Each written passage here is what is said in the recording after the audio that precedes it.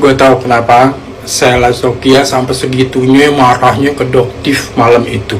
Karena dia berasa udah nggak produksi lagi tuh si MC itu. Tiba-tiba ada. Nah, dia berasa di situ kayaknya dijelek-jelekin karena masih ada produk itu. Nah, pertanyaannya kenapa masih ada produk itu tersebar? Nah, berarti kan orang SS-nya nih yang nggak ngecek. Seharusnya itu ditarik semua dari peredaran.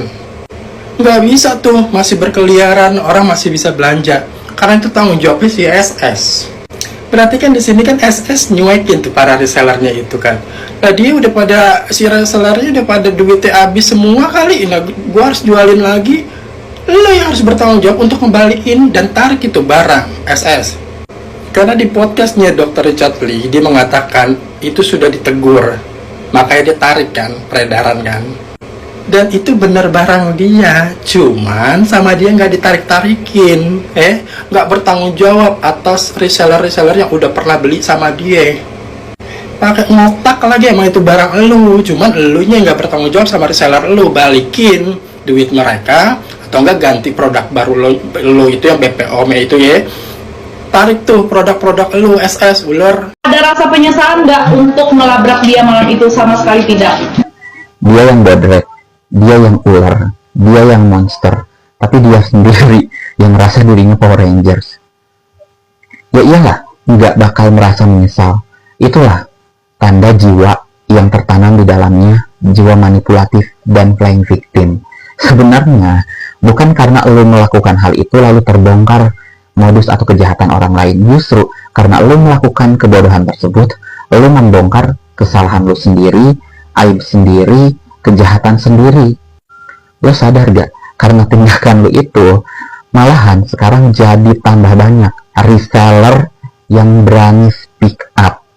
Sumpah ya, kalau misalkan tahun ini ada kayak penghargaan-penghargaan begitu, Piala Oscar, Piala Citra, Rekor Muri, Award, Global Award, gue yakin nih orang bakal jadi pemenangnya, ya, dengan nominasi terplaying victim dan termanipulatif.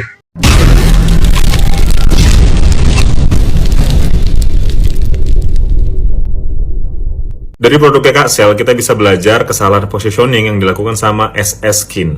Anjir, baik banget gue ngevaluasi produknya Kak Sel. Tapi nggak apa, siapa tahu dia bisa belajar dari kesalahannya. Kesalahan positioning yang paling mencolok adalah mereka bingung menentukan target marketnya.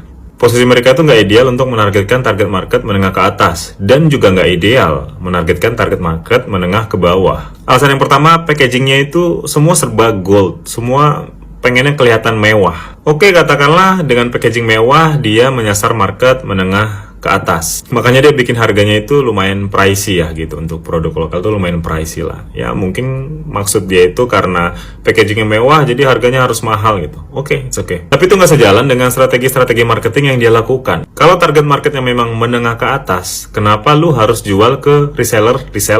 Reseller itu penjualannya fast moving banget guys. Target mereka itu pasti di daerah-daerah. Reseller itu udah pasti lah jualannya di daerah gitu. Jadi daerah kita tahu sendiri lah pendapatan per kapitanya berapa gitu, penghasilannya di daerah itu berapa gitu, UMP-nya berapa. Which is kalau reseller-reseller daerah ini pasti target marketnya itu tidak mungkin menengah ke atas. Karena menengah ke atas itu mayoritas di kota-kota besar. Kesalahan strategi lainnya adalah Kak Sel terlalu sering banting-banting harga. Harga ambiar, harga flash sale, apalah segala macam embel-embel yang suka banget gitu banting-banting harga.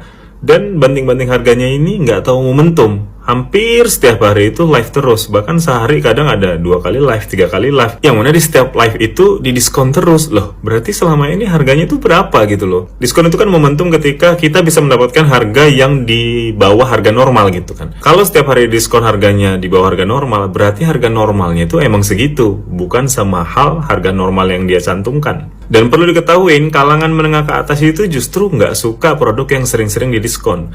Orang menengah ke atas justru nggak mau apa yang dia gunakan itu digunakan oleh masyarakat banyak. Sifat eksklusivitasnya itu nggak ada di produknya dia itu. Kan dia target marketnya menengah ke atas. Orang menengah ke atas itu cenderung pengen produk yang digunakan itu eksklusif, nggak banyak digunakan orang. Pengusaha skincare Sheila Shokia sekecoplosan sebut kenal pemasok merkuri terbesar di Indonesia. Pengusaha skincare Sela Saukia keceplosan sebut kenal pemasok merkuri terbesar di Indonesia. Perseteruan Sela Saukia karena dirinya dilabrak di rumah makan. Doktif juga merasa difitnah oleh Sela Saukia yang menyebut jika Doktif disupport oleh pemasok merkuri terbesar di Indonesia. Padahal, Doktif sendiri tidak mengetahui siapa pemasok merkuri terbesar di Indonesia tersebut. Sebagaimana dia bisa berkata bahkan menuduh Doktif disupport oleh pengimpor merkuri terbesar di Indonesia. Doktif bahkan tidak tahu siapa orangnya, tuturnya. Jadi, bagaimana tanggapan kalian? Tinggalkan komentarnya di bawah. Pasti udah lihat lah, banyak banget korban-korban resellernya dari SS Skin ini. Karena aku juga seorang reseller, jadi aku mau ikutan nimbrung di sini. Jadi si kakaknya ini tadi tuh cerita kalau si SS ini tuh dia suka live, yang saat dia live tuh suka banting-banting harga gitu loh. Jadi secara nggak langsung dia mematikan pasar dari si para resellernya, karena resellernya lebih memilih untuk beli langsung ke SS ini karena harganya jauh lebih murah kan daripada resellernya. Nah, dari kasus SS ini aku tuh semakin bersyukur banget sama perusahaanku sekarang. Jadi aku tuh reseller juga dari perusahaan kosmetik. Aku jualan, ada make up, ada skincare, ada banyak deh pokoknya seputar kosmetik. Nah, di perusahaan aku itu dia memperlakukan satu harga.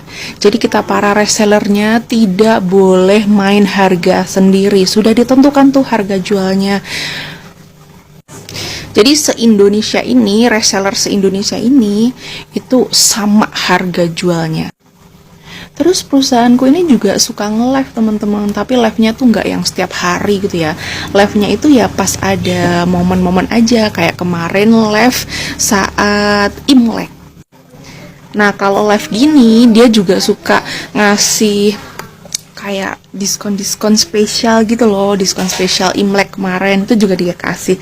Tapi itu dia berlakukan juga untuk semua resellernya. Jadi nggak cuma dari perusahaan itu aja ngasih, tapi ketika orang itu order ke reseller, mereka juga akan dapat diskon spesial tersebut. Jadi semuanya tuh berlaku sama gitu. Yang kedua, Doktif juga menyarankan Sela Saukia untuk memberitahu oknum pengimpor merkuri terbesar di Indonesia. Bahkan kamu mungkin bisa kasih tahu BPOM siapa sosok pengimpor merkuri itu, terang Doktif. Melalui kuasa hukumnya, Haryadi Harding, Doktif melaporkan Sela atas dugaan pemaksaan yang disertai kekerasan. Sela datang bersama beberapa orang untuk melabraknya di sebuah rumah makan. Sela Saukia marah-marah. Kasus ini bermula ketika Doktif mengulas produk skincare milik Sela. Terkait dengan insiden pada tanggal 17 Januari malam itu, mungkin masyarakat sudah melihat rangkaian peristiwa yang banyak beredar di media sosial, ujar Haryadi dalam konferensi pers. Jadi, bagaimana pendapat kalian? Silahkan tulis komentarnya di bawah. Hati-hati istihroj Mbak Sel ya. Jadi gini, kalau kita lagi banyak duit, lagi di atas, lagi banyak temen ya, sifat-sifat ego, arogan itu luar biasa, memuncak banget. Karena dulu saya pernah nih, 2021, saya pernah kejadian, bermasalah sama salah satu owner brand yang lumayan terkenal di Pekanbaru, di Riau ya. Nah, di situ saya bermasalah. Masalahnya itu sepele banget. Sebenarnya bisa dikatakan bukan masalah ya. Cuman karena pada saat itu si ante ini lagi ada duit, lagi berduit ya, lagi dapet gitu loh. Nah, timbullah sifat ego tadi, sifat egois, arogan, ingin melawan gitu ya. Nah, apalagi dikelilingi sama orang-orang yang suka ngomporin kita loh guys. Ngerti nggak ya? Jadi kita itu sebenarnya manusia biasa, pantang dikompori, pantang dilawan, suka dikompori langsung nih, emosi memuncak ya. Sifat arogan itu luar biasa, yang kalau saya ingat waktu itu tuh saya malu banget ya. Yang terakhir, kami sudah membuat laporan polisi terhadap beberapa pelapor dengan inisial SS, AE, AA, dan HR. Saat ini laporan tersebut sudah masuk ke Polda Metro Jaya terkait dugaan pemaksaan yang disertai ancaman kekerasan sebagai yang dimaksud dalam pasal 335 tambah Haryadi.